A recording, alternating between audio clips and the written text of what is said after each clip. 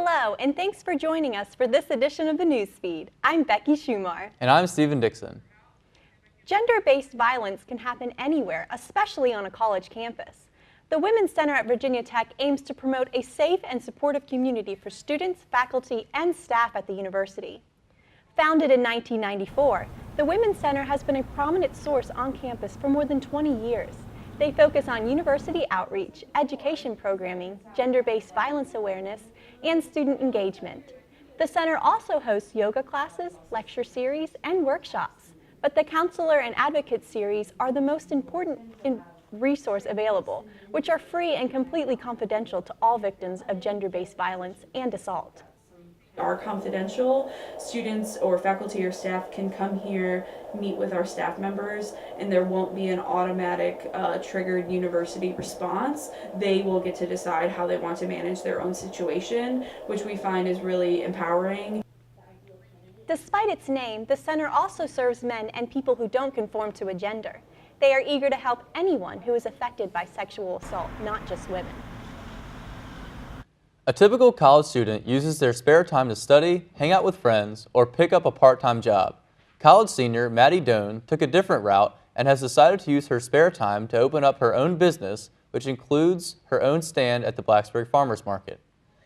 Virginia Tech senior Maddie Doan is majoring in public relations, and after 3 years of being a student athlete, Doan decided to use this new time to create a line of homemade body products. She officially opened Maddie's Market in February of 2016. I've always loved the all-natural body products. I would always buy them for myself and love trying different ones. And they're pretty expensive. And even ones that you can buy that say like the all-organic or all-natural, they still have to have like the preservatives when they're being sold at stores, and their shelf life is longer. In March of 2016, Maddie's Market started selling at the Blacksburg Farmers Market, becoming the only student vendor. The goal of Maddie's Market is to make people more conscious of what they're putting on their bodies. As her slogan says, you should only put on your body what you put in. You can check out Maddie's Market online at maddiesmarket.net, on Instagram at Maddie's Market, or at Farmers Market on Saturdays 10 a.m. until 2 p.m. Mr. Marmalade is the first main stage production of the semester put on by the School of Performing Arts at Virginia Tech. Students and faculty have been working on the show since the auditions that were held in late November. Newsfeed reporter Ashley Simono has more on the story. The School of Performing Arts puts on several productions a year. From costume design in the early stages of production to dress rehearsals, hours and hours of planning go into each production. Student actors who fill the main roles must attend around 4 hours of rehearsal daily as opening night approaches, and this varies from production to production. But this can be daunting when added to time needed to complete assignments and attend classes. The way that rehearsals impact my regular time commitments, I think, is like sometimes they use time that I would normally be wasting, and sometimes they're using time that I actually need. So, you know, it's really a give and take, because it keeps me productive at the same time that it prevents me from being productive. It's a love-hate relationship, but the payoff is worth it. The cast and crew for Mr. Marmalade consists mainly of undergraduate and graduate students. The faculty members involved in the play include director Greg Justice and others that mainly act as advisors to students. Everybody is busy all the time. You know, even when somebody has closed their show, the entire department is still working on the next show, and so even if you specifically aren't as busy, the entire tenor of the department is always busy. Mr. Marmalade ends its run on February 28th, and Glengarry Glen Ross opens on April 18th.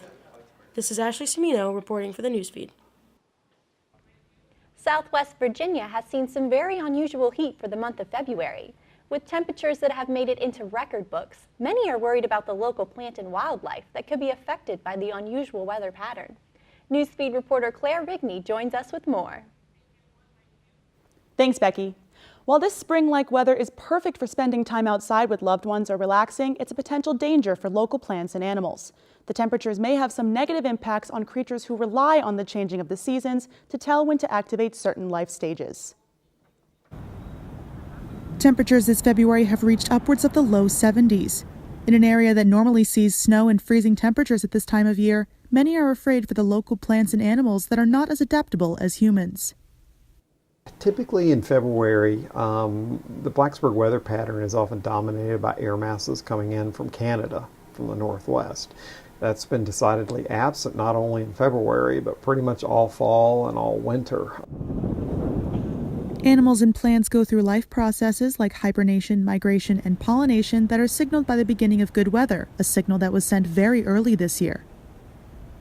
It ends up being even worse for insects because when those come out of their suspended animation, their dormancy, they can come out, start flying around looking for food, and when another cold spell comes, they can't produce enough heat to survive.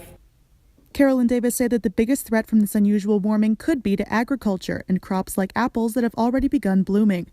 A sudden freeze, which is still in season, could hinder the growth of or even kill some of these plants. We're seeing more and more bugs popping up and flowers blooming, but the fate of that new growth isn't set in stone. According to Carol, the possibility of snow in Blacksburg generally lasts until April, so a cold front could still make its way across the East Coast before winter's end. Reporting for the Newsfeed, I'm Claire Rigney. Back to you at the news desk. Thanks, Claire. Just ahead on the Newsfeed, we explore Blacksburg Transit's social media, and we catch up with the Corps of Cadets' newest member, Growley. That story and more after this break. They call me Maxie, but I prefer tripod. I was your above-average four-legged homie, and then wham-bam minivan. Some people pity me. Now that's lame. I still run, fetch, and swim. And the ladies love me. I'm the ultimate wingman. Just don't ask me to high five.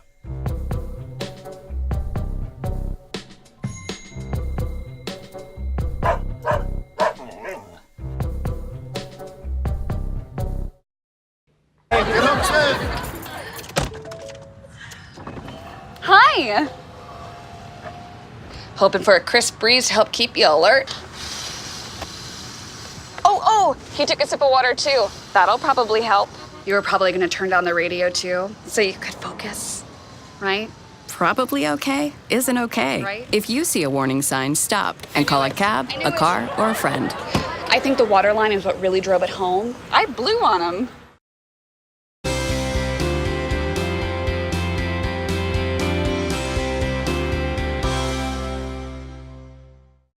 Welcome back to the Newsfeed. In the last couple of years, student-run magazines have been popping up more and more on campus. Some of them are local chapters of national magazines, and some are independent magazines created by and ran by students. Newsfeed reporter Sarah Joyhog has more on the story. College is usually about completing homework assignments half-heartedly and doing just enough work to graduate. Most students are so caught up in school that they don't give a second thought to their passions during their 4 years here. But there are some who don't find coursework fulfilling enough, and they find other ways to express themselves and carry out their true passions. Kaylee Roshitz is one such student. As a fashion and merchandising major, she has a passion for fashion and turned that passion into a completely student-run magazine that caters to thrift store fashion called Thrifted Mag. I've always wanted to start like a magazine. My passion kind of came out with starting Her Campus, and I just really love editorial, and so I also have a passion for thrifting, and so I wanted to bring something different to magazines and do something that's more personal, and so Thrifted was kind of born out of that idea. As of right now, most of the content is on social media sites like Instagram and Facebook, but Kaylee is in the works of creating a website for the magazine where people can go to see the mission statement, outfit creations, editorial shots, and videos. The magazine has already gained a lot of interest due to Kaylee promoting it. It was also just kind of self-promoting things on Instagram and saying like, hey, like, this is what I'm doing now if anyone's interested. And I was surprised how many people like reached out to me about it. Kaylee has big plans for the magazine. Their website is launching this semester, and she hopes to take the magazine to various publishers and stores in the US and the UK. Thrifted will join the pool of student-run magazines like Silhouette and Studio on March 14th with their official launch. This has been Sarah Joyhog reporting. Blacksburg Transit has stepped up their social media game to encourage Virginia Tech students to ride their buses.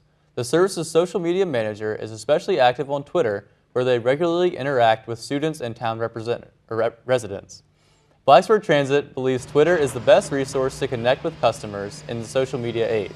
Recently, the account operator responded to a student upset with campus parking with a picture of a BT bus seat with a reserve sign.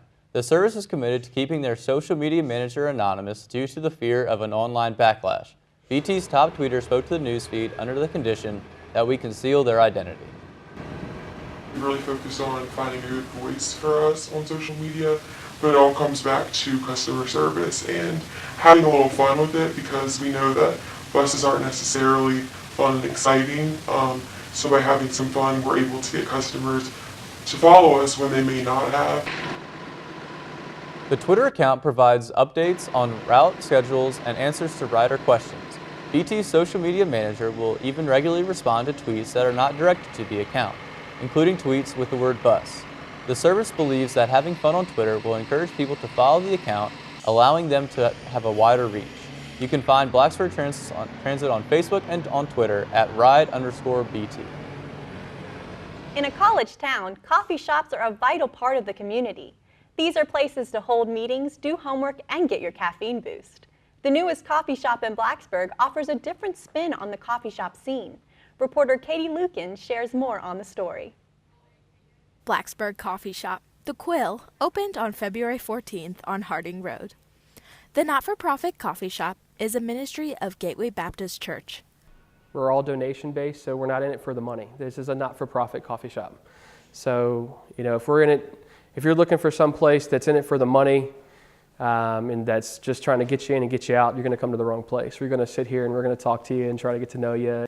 Money that's made from the shop goes back to the church youth group and the Christian Academy. The building, which was an old church, is rich in history and now is a place where college students can study and fellowship with others. For college kids to not only just to come for church service or for living room service, but to come anytime they want to come study, to come hang out.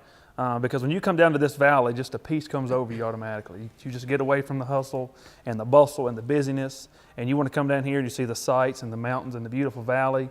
The goal of the Quill is to make everyone feel welcomed and at home in their coffee shop, as well as being a quiet retreat from the busyness of life. The shop has their own blend of coffee and is open Monday through Saturday, 6 a.m. to 11 a.m. and 4 p.m. to 10 p.m. To find out more, visit their Facebook page, The Quill at GBC. This is Katie Lukens reporting for the newsfeed. There's a new member of the Corps that some of you may not have heard about. He may not wear a uniform, but he represents all of the values of the Corps of Cadets, Virginia Tech, and he walks on all fours. Newsfeed reporter David Jones has more on this story. If you haven't visited Upper Quad at Virginia Tech in a while, then you probably didn't notice its newest resident. Growley, aka Tank, came in last semester after a senior proposed the idea of having a dog to the Commandant of Cadets last February. Months of hard work and training have materialized into the Corps' lead ambassador, who has now become a well-known symbol amongst cadets and students alike. He helps us reach out to future, current, and past students and to alumni. That's what he's really all about. He's helping the Corps connect to the rest of the university that might not understand the military. You might think the military is scary because we're wearing all these uniforms. And how can you not love a dog? Certainly not just another one of man's best friends. At age 3, Growley is a highly trained service dog with certified credentials and has more than proven enough of his worth to the Corps and to his handlers. And we try to continue his training. We do training with him every day. Yep. Sit. Round. I think it's the best job in the Corps by far. This is pretty awesome. I was supposed to be on battalion staff. I turned it down to do this. While everyone might not know who Growley is when you bring his name up, his reputation has certainly been solidified in the hearts of all cadets for years to come. This is David Jones reporting from Upper Quad in Blacksburg. That will wrap up this edition of the Newsfeed. If you have any story ideas for the Newsfeed, let us know. Send us an email at thenewsfeednrb@gmail.com. And as always, you connect with the Newsfeed on Facebook and Twitter. Thanks for watching. I'm Becky Schumar. And I'm Stephen Dixon.